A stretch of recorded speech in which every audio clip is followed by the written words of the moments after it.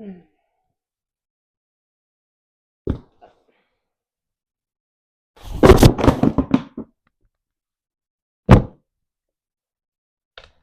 knew that was going to happen. So, this is going to be a video about all of the books that have had an influence on me during my life thus far as a reader as well as a writer. This is not necessarily a definitive list of my all-time favorites because I feel like that changes. Some of these books are definitely favorites, but some of these are just influential authors and books that I feel really shaped me or spoke to me at that time in my life when I first read them. And a decent amount of these I have reread, and I still really have a fondness for them. I still really enjoy. We're going to get into it, starting with the first book that is a problematic fave, The Bell Jar by Sylvia Plath. I have read this twice, and the first time I read it, I was 17 and in high school. And then I know I reread it a couple years later. This was the first book I ever read that truly dealt with detailing clinical depression in such a clear, concise way, in a way that really spoke to me, as well as a woman having a nervous breakdown. Because when I was a teenager, I struggled a lot with my mental health. And I was on and off struggling with my mental health at the time I read it. And it made me feel less alone. I also remember reading about how just mental health and how people were treated, at least if you were lucky to afford this, in the 1950s with electroshock therapy and insulin therapy, and you were locked away, all these other things. And I remember reading it and being like, oh my God, thank God I was not around in the 1950s. One of many reasons why I was glad I wasn't around in the 1950s. And I feel like I had never really had anyone who truly articulated these kinds of thoughts to me. And I know now, if I read this for the first time now, I would be like, yeah, like there's some beautiful poetic writing, but I think I would be more critical of this text. But it's just something that I read at such like, it came to me at the right time in my life, is basically what I'm trying to say. The book, obviously, because it takes a lot from Plath's own life, her own nervous breakdown, her own time being institutionalized. Yes, it is. There are definitely racist passages. The main character, who's loosely based off Plath, has very racist thoughts that just pop into her head. And so I understand why people would not necessarily want to read it because of that. I mean, I get it. I feel the same way about Erica Zhang's Fear of Flying. Just the mental health aspect of it really spoke to me. At the time I read this, I think I was kind of branching. I was transitioning from reading YA into more adult contemporary novels. Like, don't sugarcoat it to me. Give it to me straight. I'm maturing. I need something that is deeper and darker about the realities of life and the human condition. And so this for me will always be in my top 10. The next book is actually a behemoth text, and it is by one of my favorite novelists, authors of all time, and that is Blonde by Joyce Carol Oates. This is not a book that translates well to any kind of film adaptation. It just doesn't. It is something you have to experience reading. And the way it's a reimagining of Marilyn Monroe's life from the time she was an orphan to her death. And Oates reimagines sort of her own interpretation of what happened to Marilyn. I was never like a huge Marilyn fan. I mean, I think more I just appreciate her as an icon and the mythos that surrounds her. And I want to say starting in my late teens until fairly recently. I mean, even still, I have a fondness. I just had a fascination with old Hollywood, the post-World War II era, film noir, the whole studio system. And this, I think, is the most accurate and yet also terrifying portrayal of the studio system and what it was like to be a woman under the system. And I mean, there's so many different experimental forms in this. Oates plays with stream of consciousness. She plays with poems. She plays with alternating with different people's perspectives. It's very unique. And I've never read anything like this, and I have reread it. The second time I read it was like maybe 5 years ago, and my opinion on it has not changed from the time when I first read it, as in my early 20s, I want to say, until like my early 30s. This is still one of my favorite novels of all time, period. The next book that was very influential to me was Margaret Atwood's Cat's Eye. I haven't read Margaret Atwood in a bit, and I have kind of different thoughts on her as an author, but I'm not going to really get into my own thoughts about her as a person or her political beliefs or whatnot. This is my favorite Margaret Atwood book. I definitely went through a phase where I read a ton of Margaret Atwood, and this for me hit home the most because it follows a young woman's life. She is a painter in Canada, and it follows her life growing up during the post-World War II era to the burgeoning second wave feminist movement and her relation to all of that. It focuses on how childhood trauma affects you as an adult. And the childhood trauma in this is being bullied and suffering bullying. And as someone who was bullied growing up a decent amount, this spoke to me on a level that no one ever really quite articulated it in a novel form in the way that this book did. And I think she really encapsulates how much this affects your psyche when you are bullied as a child into your adulthood. So for me, also the way she just describes scenery and setting of Canadian winters and everything is just, it's beautiful. I mean, no, regardless of what you think about Atwood, she is a very talented writer. And so this for me is always going to be a favorite of mine. The next book, or should I say author, that was very influential to me was, she's not literary, Jacqueline Susann. This is my favorite novel of hers, Once Is Not Enough. Her most famous work, you probably know her from, is Valley of the Dolls. And when I read Valley of the Dolls at 17, I loved it. I thought, this is great, because I love old Hollywood, about 3 different women trying to make it in old Hollywood, and just all the turmoils and drug addictions. And I mean, Jacqueline Susann was someone who just loved to throw a lot of stuff at her characters. And I don't think I could really read Valley of the Dolls now. It's not well written. I actually gave it away.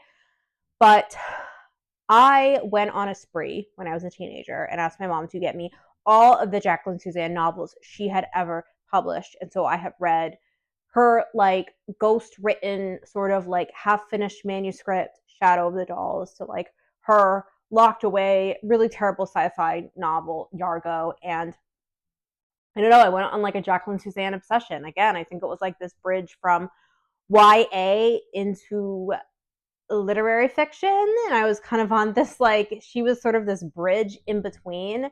And the only book of hers I have kept still, because I purge books quite a bit, was Once Is Not Enough. And I did reread this a couple years ago, and this, I actually was like, wow, this honestly was much better than I thought.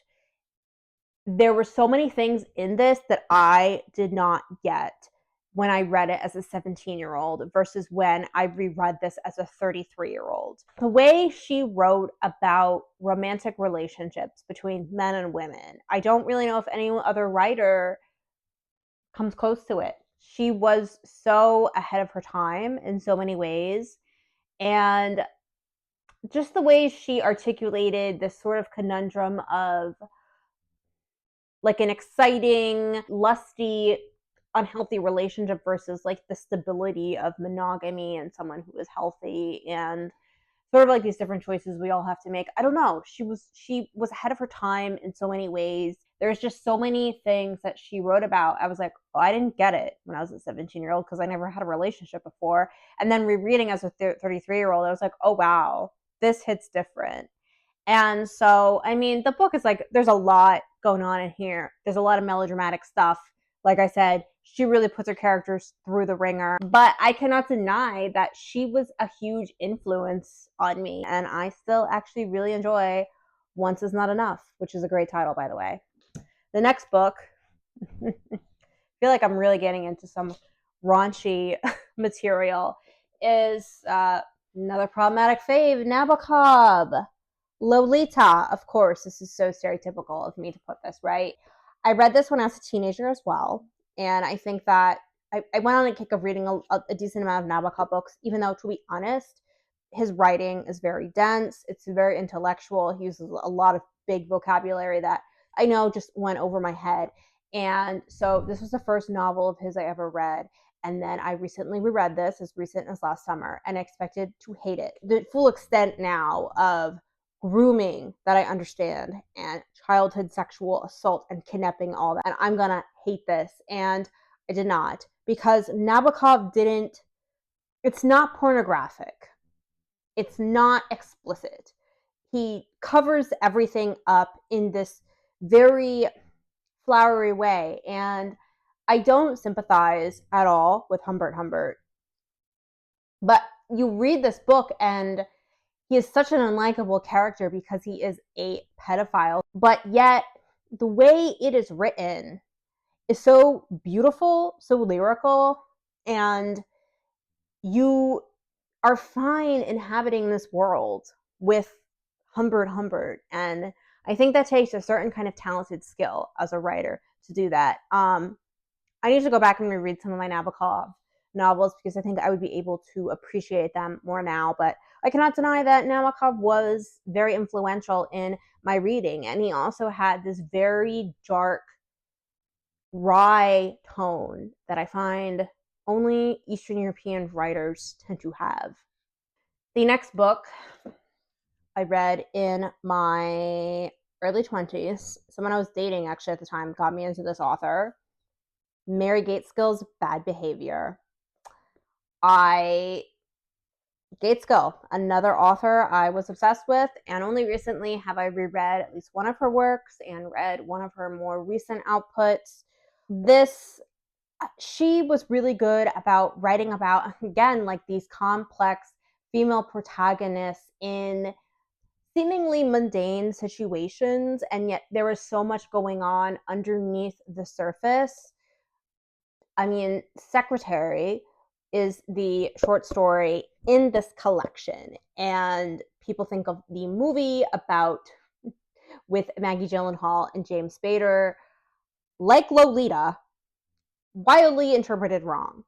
A very wrong interpretation of sexual harassment made into a BDSM, not that Mary Gaitskill didn't write about BDSM, because she did, but made into like a love story BDSM, and that was not what it is about. She writes about sexual harassment, but all of the different complexities that come from the protagonist as she is experiencing this, all of the different sort of things that are going on in her mind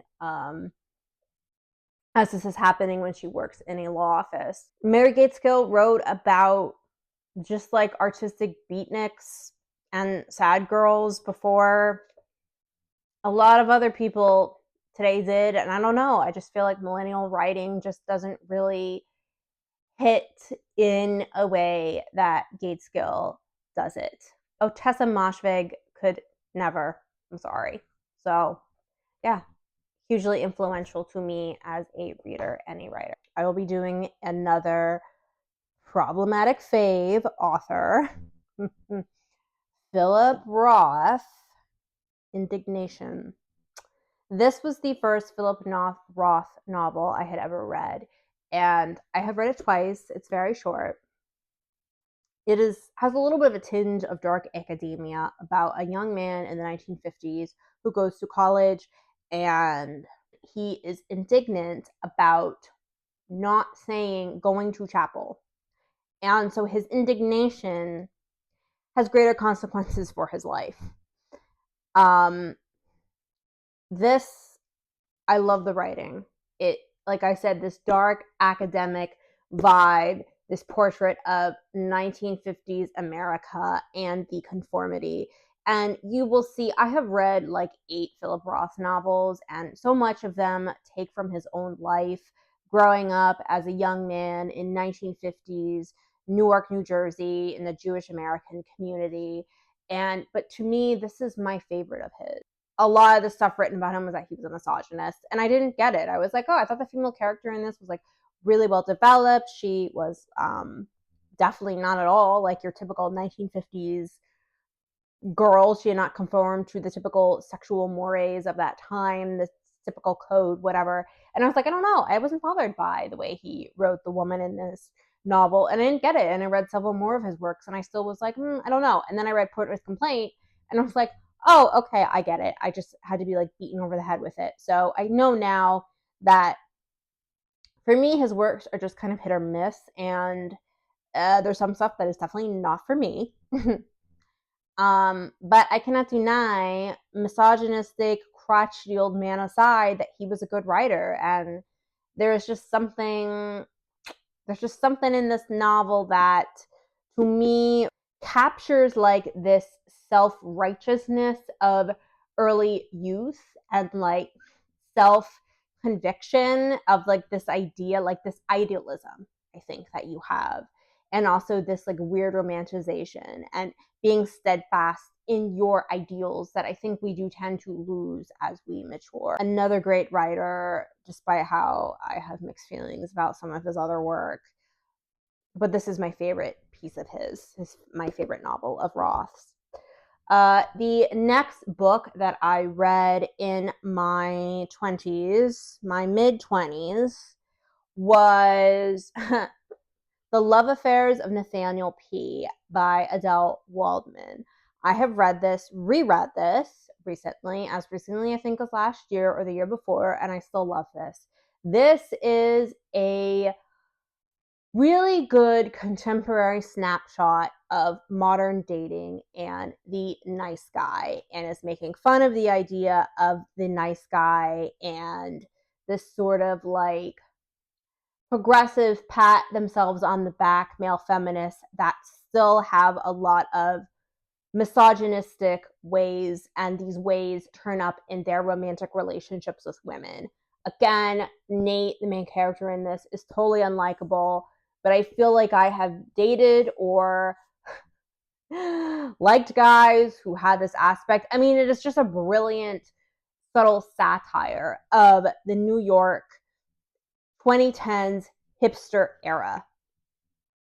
Satire in a way that like girls couldn't capture because girls took itself too seriously. Like, this world deserves to be satirized because these people are progressive and yet regressive at the same time. Everyone is like very white and then this like little liberal bubble. Maybe it's a little dated only because there's not really a lot of like social media in this. This was published in 2012, and so we don't have like swiping and Tinder and all of that. But I think it really encapsulates what dating is like for millennials, particularly like hookup culture. And it really eviscerates the nice guy, the nice liberal progressive guy. So this spoke to me because I knew a lot of people who were like Nate. And the next book that I found very influential in my life, and I was very much inspired by, and I was like, damn, I wish I could write like this, Don DeLillo's Libra. This is a reimagining of the life of Lee Harvey Oswald, as well as a reimagining of the CIA operatives that DeLillo believes were involved in the Kennedy assassination. Now, this is obviously, I love a good government conspiracy. And this, I think, again, is an example of an unlikable protagonist. I felt sorry for Lee Harvey Oswald in this piece. I didn't want to, but I did. Just so skillfully written. I cannot imagine the amount of research he took to write this, but it doesn't feel didactic or preachy or too dry. I still remember like the first opening paragraphs that hooked me in reimagines Oswald's life as a young boy growing up in the Bronx. And he is riding a subway car in New York, and he's looking out one of those subway car doors that are either at the back or the very back of the train, and watching the tracks recede. And I mean, I can imagine that because I have done that. It just, the visual imagery, it just brilliant. I mean, I've only read this once, but I remember it affected me deeply. I felt, I don't know, I felt really like sad and disturbed, but yet also like in a good way. I don't know how to describe it. So yeah, Libra by Don DeLillo definitely is one of my faves. And some recent books I have read within the past 2 years or so of my life. Severance by Ling Ma. This was written in 2018, and yet she predicted essentially COVID. Now, I am not someone that really likes speculative fiction, but I think this has actually helped me to branch out from reading just like standard literary fiction set completely in the real world to enjoying novels that take aspects of science fiction or zombie apocalypse or fantasy or magic realism, what have you, because I didn't even used to like magical realism. I used to not like it. And basically it's like a zombie apocalypse novel about a deadly virus that comes from China. And the character is living in New York, working at a publisher that publishes crap, publishes Bibles. It's not what she wants to do. She works in production. This hits a little too close to home for me. She is like one of the few that is immune, and so she escapes. It is also like this funny commentary on late stage capitalism, but it's never done in a way that feels didactic or like too dry and heavy and too like overtly. I mean, it's not Marxist, but it's definitely a critique of capitalism. And I mean, it was brilliant. And the fact that this was written before COVID is just eerie. And I never would have said, like, if you had told me, oh, yeah, you're going to love a zombie apocalypse novel, I would have been like, you're kidding me. There's no way. But this, for me, this is a great, great novel and one of my faves. And the last book, I have talked about this author before on this channel, that I have read. I read this last year. And this book just spoke to me on so many levels, was Enter Ghost by Isabella Hammad.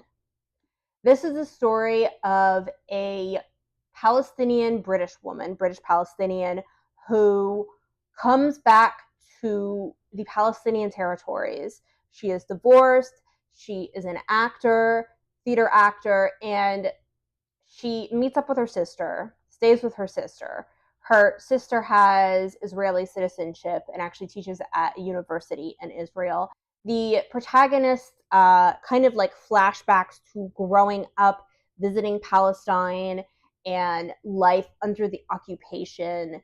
And as all of this is happening and she is reminiscing about like even her family losing their homes, the Nakba, to even the current, like the way ethnic cleansing has manifested now. It is so intricately written in a way that, yes, like it's depressing, but it doesn't drag you down. I don't really know how she managed to pull it off. And while all of this is going on, she is also the main character trying to put on a play in the West Bank with other Palestinians. And so it also is kind of like this nod to like keeping your head up and continuing to create art and staying true to like the endurance of humanity under these trying circumstances. And I think also the way that Isabella Hammad just captures being a woman in your mid to late 30s and you're unmarried. Well, the protagonist is divorced in this novel. She does not have any children, and sort of like the questions that come with that, because I think for a woman, no matter where you are, so much of our identity is tied up into being married or having children, as well as she even, just the way she also, again, just kind of, there's like a subtle not quite romance in this, but there is like an entanglement the main character has. The way, again, Isabella Hammad also portrays kind of modern romantic relationships between men and women. It just was beautifully done. This is by far, I think, one of the most illuminating books I have read about being Palestinian, and it is done in a way that doesn't feel like trauma porn, doesn't feel didactic. I just love this. I love this, and I highly recommend. And I wish, like all of these books I have listed, I could write like that. So yes, those are all of my favorites. I focus this time only on fiction. I will have another video about nonfiction. I'll kind of mix memoir with just standard nonfiction together. But yes, these are the 11, 12, 10, I don't know, books that really, throughout my life, have really influenced me, spoke to me on some level as both a reader and a writer. And I will see you in the next one. That's all for now. Bye-bye.